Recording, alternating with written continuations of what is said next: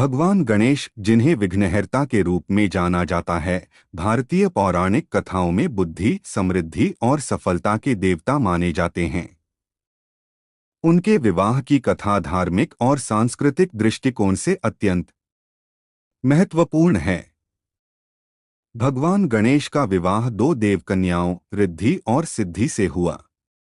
यह कथा न केवल भगवान गणेश के विवाह का विवरण देती है, बल्कि इसमें छिपे गहरे आध्यात्मिक और नैतिक संदेश भी हमारे जीवन को दिशा दिखाते हैं। अब भगवान गणेश ने अपने माता पिता भगवान शिव और माता पार्वती के साथ कैलाश पर्वत पर अपना निवास बनाया हुआ था।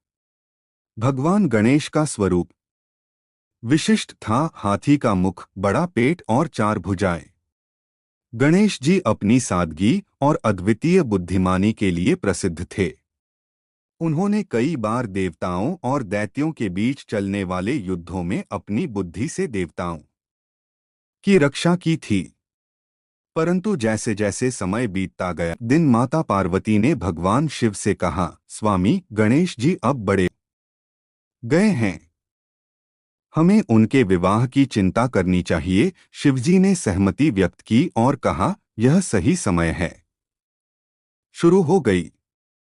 परंतु यह कार्य इतना सरल नहीं था। देवताओं के बीच चर्चा होने लगी कि क्या कोई कन्या गणेश जी को अपना पति स्वीकार करेगी। भगवान शिव और माता पार्वती ने इस समस्या का समाधान करने के लिए देवताओं की एक सभा का आयोजन किया। इस सभा में ब्रह्मा जी, विष्णु जी और अन्य प्रमुख देवता शामिल हुए। सभी देवता गणेश जी के विवाह के बारे में चिंतित थे। तब ब्रह्मा जी ने सुझाव दिया, गणेश जी अद्वितीय हैं और उनकी वधू भी विशेष होनी चाहिए। उनके लिए सबसे योग्य वधू रिद्धि और सिद्धि हो सकती हैं। रिद्धि और सिद्धि ब्रह्मा जी की दो पुत्रियां थीं, जो अत्यंत सुंदर, गुणवान और विद्वान थीं। वे गणेश जी के अद्वितीय स्वरूप से प्रभावित थीं और उन्हें दिल से सम्मान देती थीं। जब ब्रह्मा जी ने यह प्रस्ताव रखा, तो सभी देवताओं ने सहमति जताई। गणेश जी के लिए रिद्धि और सिद्धि को वधू के रूप में चुना गया। रिद्धि और सिद्धि न केवल ब्रह्मा जी की पुत्रियां थीं, बल्कि वे सफलता और सिद्धि की प्रतीक भी थीं। रिद्धि का अर्थ है संपन्नता और सिद्धि का अर्थ है सिद्धि या सफलता। इन दोनों के बिना किसी भी कार्य में सफलता की प्राप्ति संभव नहीं है।